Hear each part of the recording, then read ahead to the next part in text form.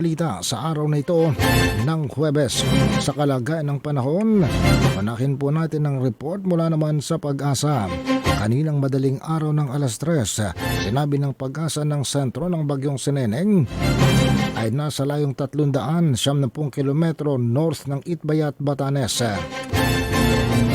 Taglay nito ang maximum sustained wind na 45 km per hour malapit sa gitna at may pabugsong umabot ng 55 km bawat oras. Gumagalaw ang bagyong palayo sa kalupaan ng Pilipinas sa direksyong west-northwestward sa bilis na 30 km bawat oras. Samantala, ang southwest monsoon naman o ang habagat ang nakakaapekto sa malaking bahagi ng Luzon. Dahil dito ang Ilocos Region, Batanes, Zambales at Bataan ay magkakaroon ng occasional rains. Sanhi ito ng southwest monsoon na pinaigting ng bagyong Sineneng. Posible raw dito ang pagbaha at pagguho ng lupa dahil sa inasa ng katamtaman hanggang sa minsan ay malakas na buhos ng ulan. Samantala may mga kalat-kalat ding mga pagulan, pagkulog at pagkidlat na inaasahan.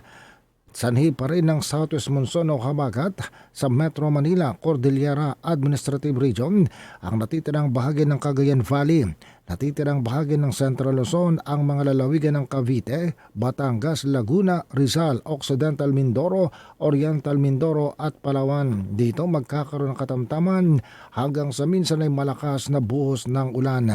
Sa natitirang bahagi ng bansa, maulap pa rin ang kalangitan, may mga pagulan, pagkulog at pagkidlat, sanhi naman ito ng localized thunderstorms.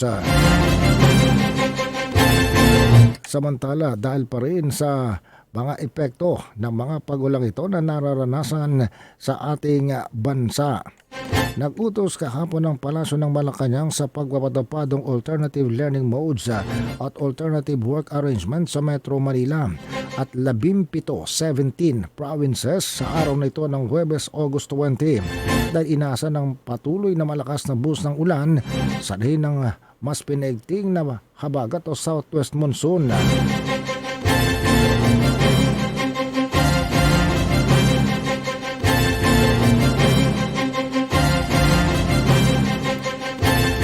Sinabi ng Palasyo ng Malacanang ito ay para makasiguro ng kaligtasan at mailayo sa mga panganib ang mga estudyante maging ang mga nagtatrabaho.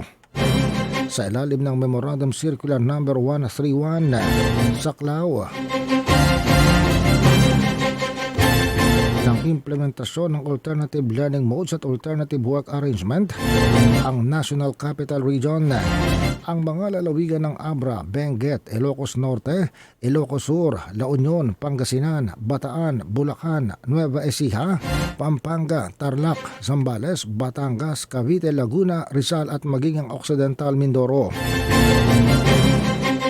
Batay na rin ito sa rekomendasyon ng National Disaster Risk Reduction and Management Council bilang paghahanda sa inasang patuloy pa rin malakas na buhos ng ulan sa mga lugar na naturan. Ang mga tanggapan ng gobyernong apektado o nasa apektadong mga lugar ay kinakailangan daw magpatupad ng karampatang alternative work arrangement.